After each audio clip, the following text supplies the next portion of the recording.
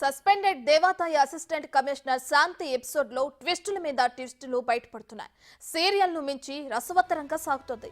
ఈ ఎపిసోడ్ కు ఇప్పటికిప్పుడే ఎండ్ కార్డ్ పడేలా కనిపించడం లేదు. మొన్నటి వరకు ఆమె మూడ బిడ్డకు తండ్రెవరన్న దానిపై విపరీతంగా చర్చ నడిచింది. కానీ ఆమె చేసిన పనులు ఆమెను మరో ఇరకాటంలోకి నెట్టాయి.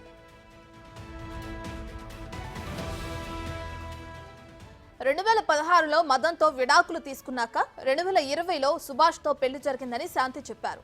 కానీ దేవాదాయ శాఖలో 2020లో ఉద్యోగంలో చేరినప్పుడు భర్త పేరు కె మదన్ మోహన్ అని సర్వీస్ రిజిస్టర్లోనూ అదే పేరును నమోదు చేయించారు.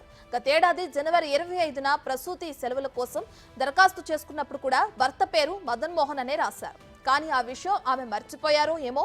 సుభాష్ అనే వ్యక్తితో 2020లో పెళ్లి చేసుకుందని మీడియా ఎదుట చెప్పారు. దీంతో తండ్రి ఎవరన్న ఎపిసోడ్ నుంచి అసలు భర్త ఎవరన్న ఎపిసోడ్ కు దారి మళ్లింది.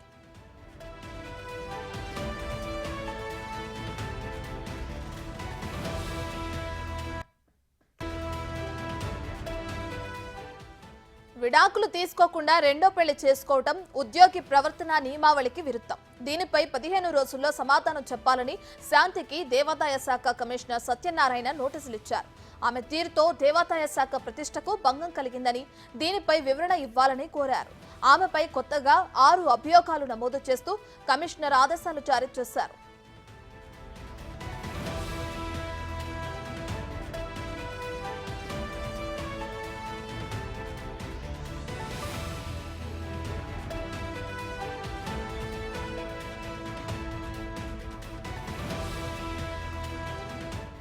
ఇప్పటికే శాంతిపై వివిధ ఆరోపణలు రావడంతో ఈ నెల 2న సస్పెండ్ చేసి 9 అభియోగాలు నమోదు చేశారు. ఇటీవల ఆమె నిర్వహించిన విలేకరుల సమావేశంలో ప్రస్తావించిన అంశాలు, ఉమ్మడి విశాఖ జిల్లాలో సహాయ కమిషనర్ గా ఉన్నప్పుడు చేసిన ఉల్లంఘనలకు సంబంధించి కొత్తగా 6 అభియోగాలు మోపారు.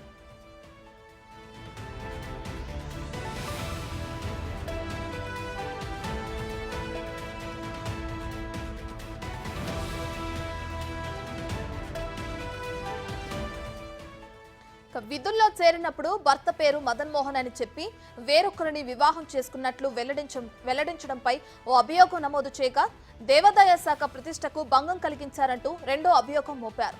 కమిషనర్ అనుమతి లేకుండా విలేకరుల సమావేశంలో మాట్లాడడంపై మరో అభియోగం నమోదు చేశారు.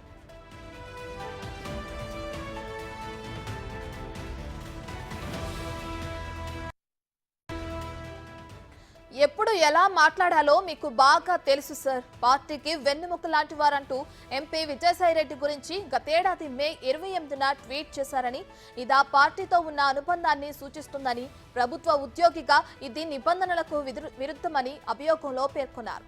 విశాఖపట్నంలో ఉన్నప్పుడు అపార్ట్మెంట్లోకి మరో ఫ్లాట్లో నివాసితులతో గొడవ పడగా 2022 ఆగస్టులో అరిలోవా పోలీస్ స్టేషన్లో నమోదైన కేసుపై వివరణ ఇవ్వాలని కోరారు.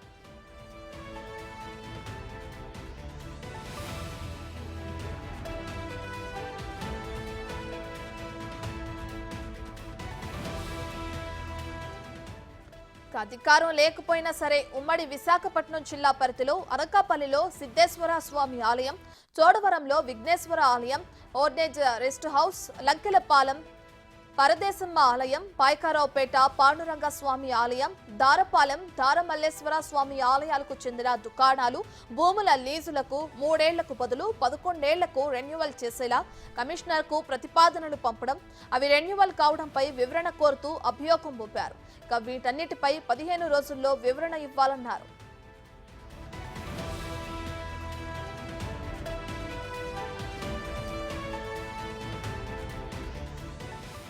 శాంతి సహాయ కమిషనర్ గా పనిచేసినప్పుడు విశాఖపట్నం, అనకాపల్లి, ఎన్టీఆర్ జిల్లాల పరిధిలో ఇంకా ఏ ఉల్లంఘనలకు పాల్పడ్డారు, భూములు, దుకాణాల లీజులలో ఏం చేశారు, ఆలయాల భూములు పురాయింపును ఎలా చేశారు, ఎస్వాసీల జారీకి సిఫార్సు చేశారా అనేవి పరిశీలించేందుకు 3 అధికారులతో కమిటీ వేయనున్నారు.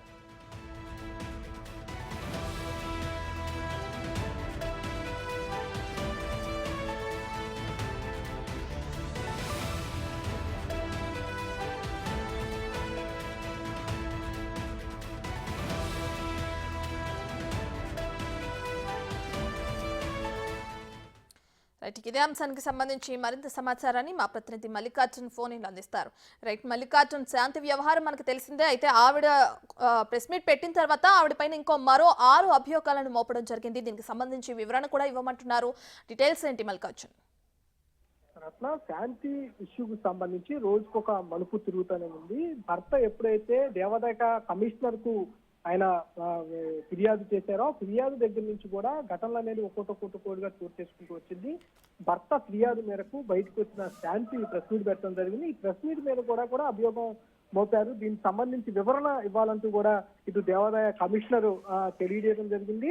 ఎందుకు మీరు ప్రెస్ మీట్ పెట్టాల్సి వచ్చింది, ఎవరి దగ్గర నుంచి పర్మిషన్ తీసుకున్నారనే కోణంలో కూడా ఆమెపై వివరణ ఇవ్వాలనే కోణంలో కూడా విచారణ సంబంధించి హాజరవ్వాలనే ఉద్దేశంతో కూడా ఈ ఎవరైతే ఉన్నారో కమిషనర్, దేవాదాయ కమిషనర్ తెలియజేయడం జరిగింది. ఆయన ప్రధానంగా చూసుకుంటే 6 అభియోగాల్లో కూడా విధుల్లో చేరినప్పుడు భర్త పేరు ఏదైతే మదన్ మోహన్ అని చెప్పి వేరే ఒకరు వివాహం చేస్తున్నట్లుగా కూడా మీడియా ముఖంగా వెల్లడించిందో దానికి సంబంధించి మొదటి అభియోగం అనేది ఆమెపై మోపడం జరిగింది. దానిపై వివరణ ఇవ్వాలని, దాంతో పాటు కమిషనర్ అనుమతి లేకుండా విలేకరుల సమావేశం పెట్టాలంటూ కూడా, అంటే దీనికి భర్త ముందుగా భర్తకు సంబంధించిన వివరణతో పాటుగా ఈ మీడియా సమావేశం ఎందుకు పెట్టాలని దానిపైన కూడా వివరణ ఇవ్వాలని, అలాగే ఎప్పుడు ఎలా మాట్లాడాలో మీకు తెలుసు అంటూ కూడా ఏదైతే ట్వీట్ చేసిందో మన విజయసాయి రెడ్డికి సంబంధించి ఎన్నికల సందర్భంగా ఆయన ఒక ట్వీట్ చేశారో, ఆ ట్వీట్ కి కింద రిప్లై ట్వీట్ గా కూడా ఒక ట్వీట్ ని చేసించడం జరిగింది. ఎప్పుడు ఎలా మీరు మాట్లాడగలుగుతారు అంటూ కూడా ట్వీట్ సారాంశంగా కూడా ట్వీట్ చేసింది. దాని మీద ఎందుకు ఇవ్వాల్సి వచ్చింది అనే దాని మీద, ఎందుకంటే ప్రభుత్వ ఉద్యోగులకు సంబంధించి ఎప్పుడు కూడా రాజకీయాల్లో ఇన్వాల్వ్ కాకుండా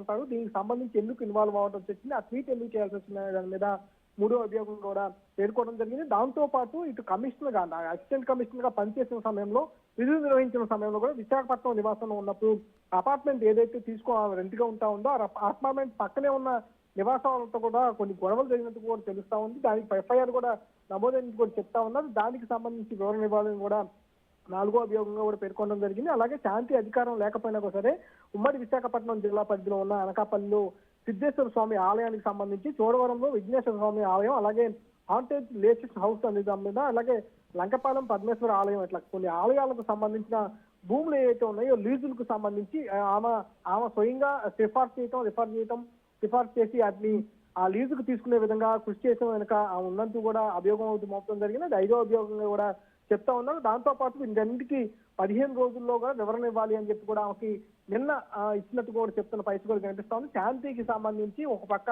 భర్త మా బిడ్డకి ఎవరైతే ఉన్నారో ఆ తండ్రి ఎవరనేది నిర్ధారించాలంటూ ఒక పక్క భర్త ఫిర్యాదులు చేస్తున్న నేపథ్యం, ఇటు శాంతికి సంబంధించి ఇటు ఆ విధులకు సంబంధించి కూడా ఏదైతే ఉన్నాయో దానికి జరిగిన అవస్థ ఉంది. ఎందుకంటే 2020లోనే ఆమె ఉద్యోగానికి సంబంధించి విధుల్లో చేరిన పరిస్థితి, అక్కడి నుంచి 4 సంవత్సరాల పాటు విధులు నిర్వహించిన దానిపైన పలు అభియోగాలు కూడా ఆమె మీద మోపుతా ఉన్నారు. దానికి సంబంధించి వివరణ ఇవ్వాలంటూ కూడా ఇటు అధికారులకు సంబంధించి ఈ వివరణ కోరుతా ఉన్నారు. దాంతో పాటు భర్త పక్క నుంచి వివరణ కోరుతా ఉన్న పరిస్థితి కనిపిస్తా ఉంది. రైట్ మల్లికార్జున్, అయితే ఏదైతే 15 రోజుల్లో వివరణ ఇవ్వాలని చెప్పి ఆవిడికి నోటీసులు జారీ చేసిన క్రమంలో తను ఏమైనా స్పందించారా శాంతి?